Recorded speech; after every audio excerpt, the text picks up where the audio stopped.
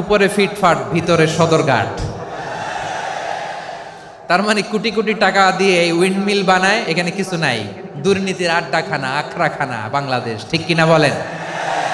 শুধু ওনাদের দোষ দিয়ে কি লাভ? একদল খাইছে, আরেক দল খাওয়ার জন্য রেডি হয়ে আছে। আমরা এরকম চাই না।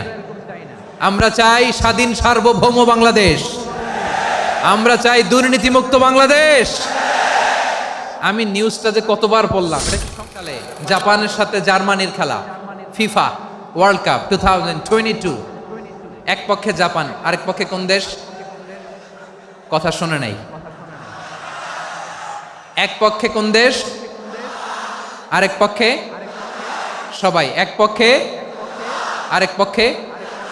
ওই খেলায় জিতেছিল জাপান, জিতেছিল 22 সালের এই ফিফা ওয়ার্ল্ড কাপে জাপান ফুটবল খেলায় জিতে as a part of their celebration তারা খেলার পরে পুরো স্টেডিয়ামটারে ক্লিন করে, the fan base of Japan.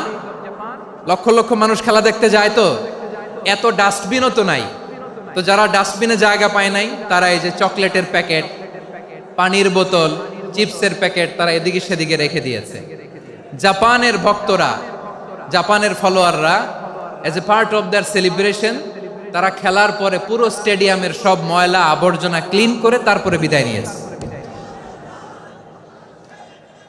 তাদেরকে কি ক্লিন করার দায়িত্ব দেওয়া হয়েছিল? এই যশোর, জাপানের যে ছেলেরা খেলা দেখতে গেছিল ওদেরকে কি ক্লিন করার দায়িত্ব দিছিল? তারা কি স্টেডিয়ামের পরিচ্ছন্নতা কর্মী? তাদের আকল, তাদের সিক্স সেন্স তাদেরকে বলেছে। ছোটবেলা থেকে জাপান গভর্নমেন্ট ওদেরকে এত পরিচ্ছন্নতা শেখায়, ক্লিনলিনেস অ্যাওয়ারনেস ক্যাম্পেইন করায়।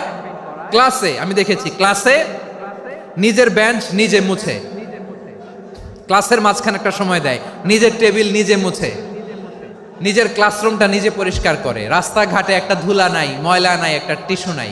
খেলার পরে গোটা বিশ্বকে তাক লাগিয়ে দিয়েছে। জাপানের ফ্যানরা সবার রেখে যাওয়া গার্বেজ, টিস্যু, বোতল পরিষ্কার করে তারপরে স্টেডিয়াম থেকে বিদায় নিয়েছে। আমরা কেন এমন হইতে পারলাম না? আমরা কেন এমন হইতে পারলাম না? জাপানের যারা এগুলো করছে ওদের 3টা করে চোখ না? চোখ তো 3টা, জাপানো লাগো।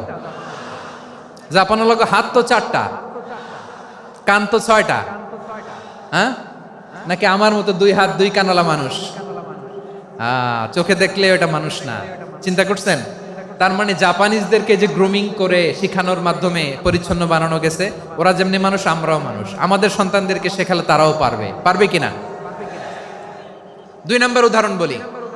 চট্টগ্রাম ফেনীতে যারা গিয়েছেন, মেঘনা গোমতী ব্রিজ প্রকল্প নাম শুনছেন? মেঘনা একটা ব্রিজ পার হওয়া লাগে। এই মেঘনা গোমতী, এখানে 3টা ব্রিজ, কাঁচপুর সহ এই 3টা ব্রিজের নির্মাণ কাজ, রেনোভেশনের কাজ দেয়া হয়েছিল জাপানের একটা কোম্পানিকে। কাকে? জাপানের কোম্পানির নির্মাণ শেষে 738 কোটি টাকা বেঁচে গেছিল। এটা গভর্নমেন্টের হাতে দিয়ে তারা বিদায় নিয়েছে। কত টাকা? 738 কোটি টাকা।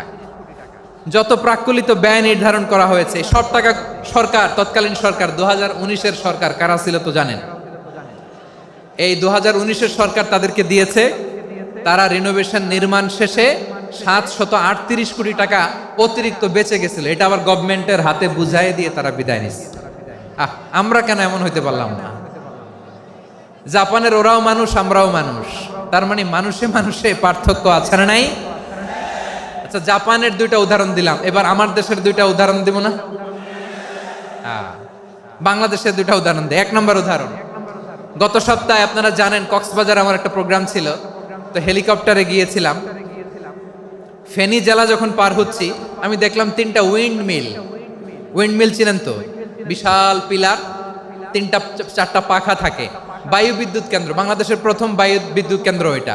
মুহুরী প্রজেক্ট বলে এটা সম্ভবত, মুহুরী প্রজেক্ট। তো সাগরের বাতাসের ঝাপটায় এটা ঘুরে এনার্জি হয়, ইলেকট্রিসিটি উৎপাদন হয়। তো আমি পাইলটকে বললাম, ভাই এগুলো থেকে কেমন ইলেকট্রিসিটি উৎপাদন হয়? কয়, হুজুর একটুও হয় না, কিছুই হয় না। কিছুই হয় না মানে? বলে, হুজুর বাংলাদেশে যত উইন্ডমিল আছে এটার পাখা একটাও ঘুরে না। আল্লাহ, বলেন কি? তাহলে এই যে কোটি কোটি টাকা ব্যয় করে যে উইন্ডমিল, কয় হুজুর ভিতরে ফিটফাট, উপরে ফিটফাট, ভিতরে সদরঘাট। তার মানে কোটি কোটি টাকা দিয়ে এই উইন্ডমিল বানায়, এখানে কিছু নাই। দুর্নীতির আড্ডাখানা, আখড়াখানা বাংলাদেশ, ঠিক কিনা বলেন? আয় রে, জাপানিজরাও মানুষ, আমরাও মানুষ। আমার এক নিকটাত্মীয় সরকারি চাকরিজীবী, উনি আমাকে বললেন, বাংলাদেশের আর একটা উদাহরণ দেই। উনি আমাকে বললেন যে প্রতি বছর আমাদের অফিসের ফার্নিচার চেঞ্জ করে। আমি বললাম প্রতি বছর ফার্নিচার চেঞ্জ করে কেন? বলে যে ফার্নিচার নতুন পারচেজ করলেই তো ওইখানে টাকা, নতুন কিনতে পারলেই টাকা, নতুন উন্নয়নের সবক শোনাতে পারলেই টাকা। প্রথম আলোর রিপোর্ট, কি আলো? প্রথম আলোর রিপোর্ট, গত 15 বছরে উন্নয়নের নামে লুটপাট হয়েছে প্রায় 3.25 লাখ কোটি টাকা। কার রিপোর্ট? আমাদের বানানো কথা। প্রথম আলোর রিপোর্ট। গত 15 বছরে কারা ছিল জানেন তো?